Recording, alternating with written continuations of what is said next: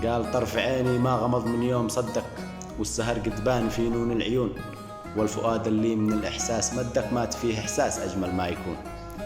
كان كالبستان يتزين بوردك، بس طاح الورد وتبقى الغصون، ذقت طعم المر من هجرك وبعدك، شفت معنى القهر وانواع الغبون.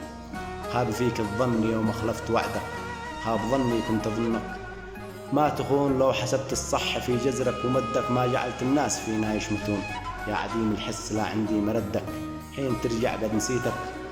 من تكون بعد جرحي جيت تسعفني بضندك، ما يداوي الجرح من ذات الطعون. انتهى ماضي مع عزك ومجدك، وابتدى حاضر يصيبك بالجنون.